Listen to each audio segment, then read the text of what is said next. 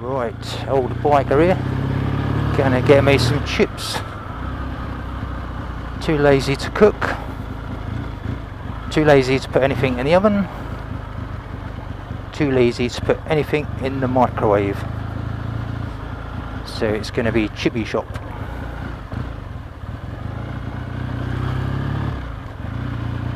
If it's open, that is.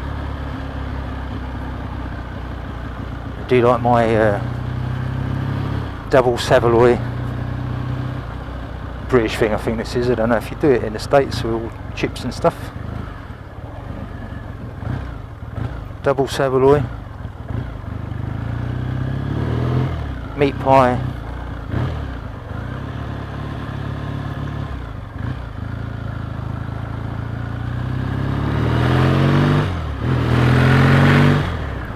looks like there's been an accident there.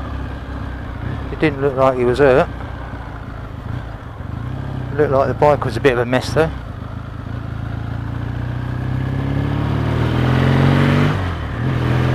It's because this is rush hour and cars are trying to get home from work.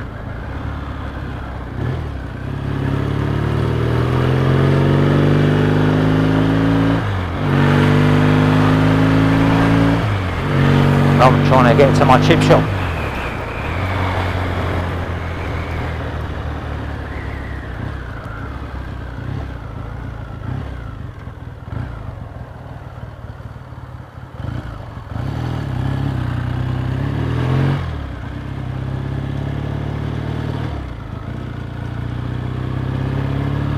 No.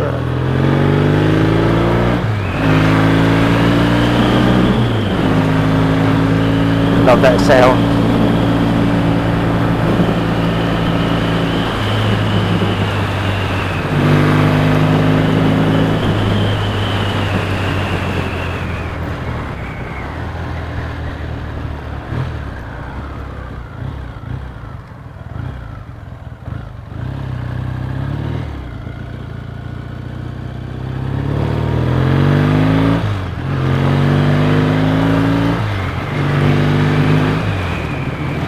I find this chip shop is the best chip shop in Stevenage.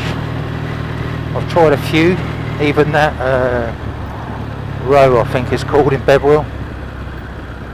It's supposed to be the best chip shop. I just thought they were a bit, they were all a bit crispy and didn't like it much really. It's alright if you like crispy chips, but I like these big cigar shaped chips, you know, these big brick chips. Proper chips. Does it sound like I'm hungry? Okay, let's look out for the morons that don't know.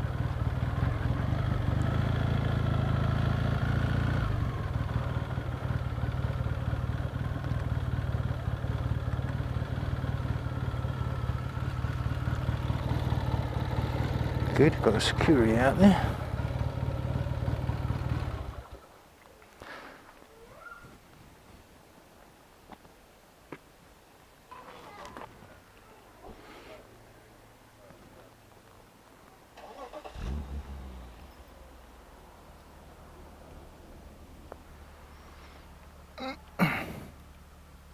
Get in there.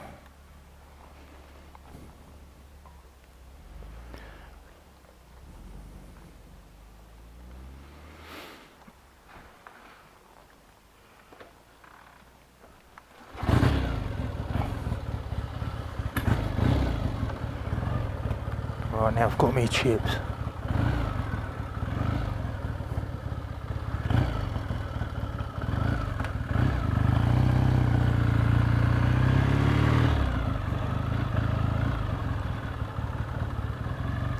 Time to get home and stuff them down my face.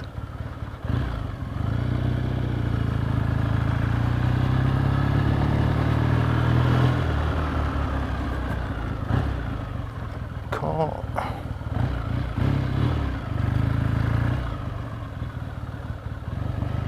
Too lazy to put my feet down.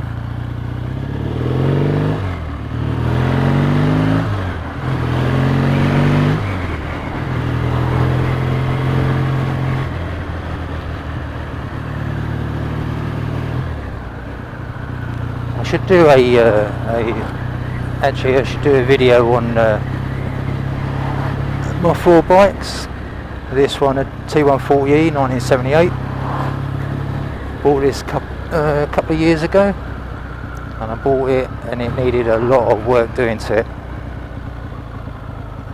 The old garage delivered it and said, yeah, it's got an MOT on it. It had an MOT on it, and I forgot to put my petrol on. Come on, don't stall. There we go.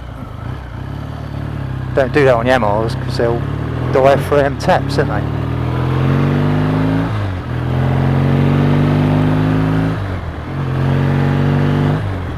Forgot what I was saying now. What was I saying? Oh yeah, I got this a couple of years ago.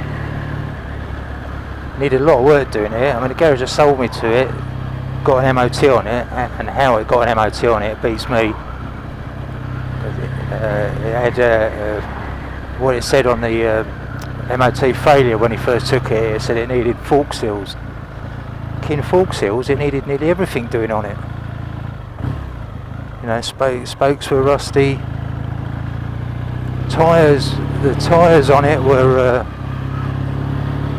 they're just solid. You couldn't even bend them. It had been sitting for so long, you couldn't bend the tyres, and they had all splits down them. Had loads of tread, but you know, the cracks all around the rims.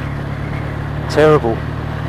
The chain was falling apart.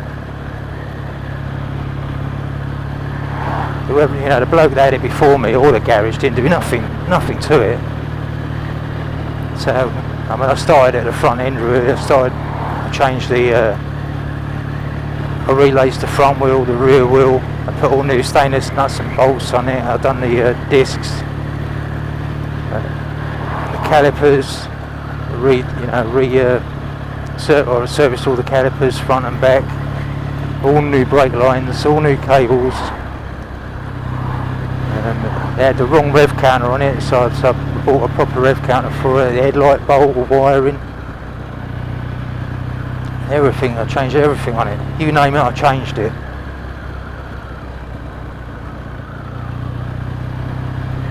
I don't know why I come this way. It's not even the way to my house. That's what happens when you start talking too much.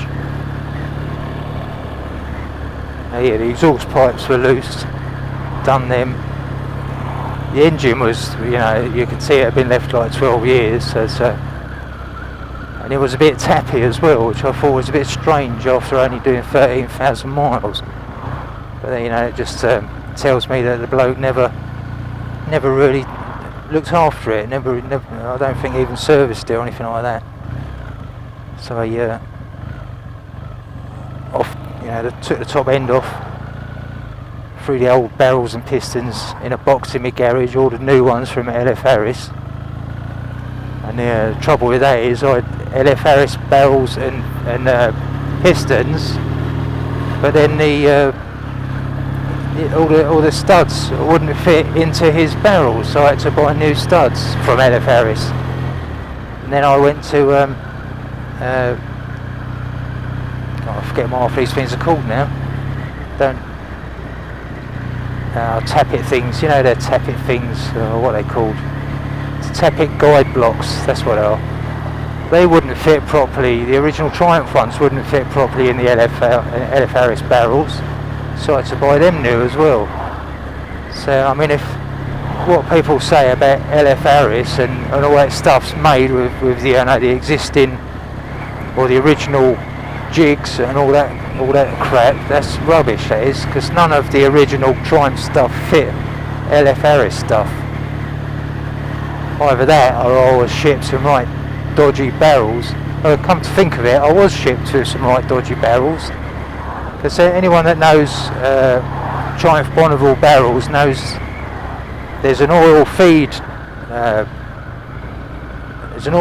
cutaway that goes through the front of the barrels to the front cam, and that can only be put in there by drilling the side through the sides, and after they've drilled that out they hammer a aluminium plug into the end hole to seal it up. Well, my barrels were sent and they didn't even have that plug in it. I only noticed it. I'd put the I'd set it all up. I'd put the barrels on, you know, new pistons, barrels. Put it on. Just about to put the rest of it together, and I thought that don't look right.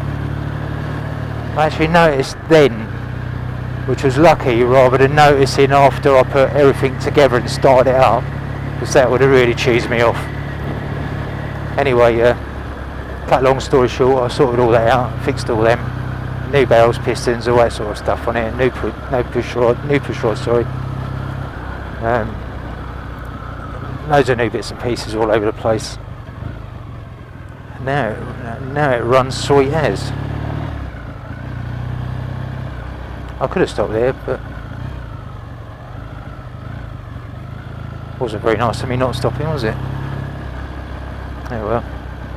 Wonder if this bloke. Oh yeah, that's why I come around this way to see if that bloke's still there with his bike.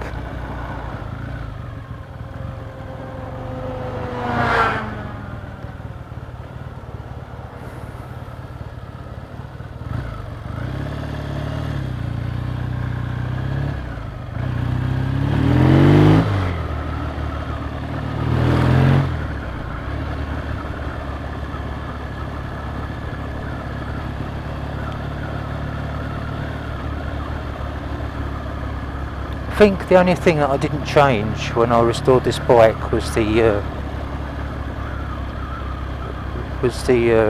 frame and the triple T's. I don't know, somebody must have got hurt. He looked alright when I went past.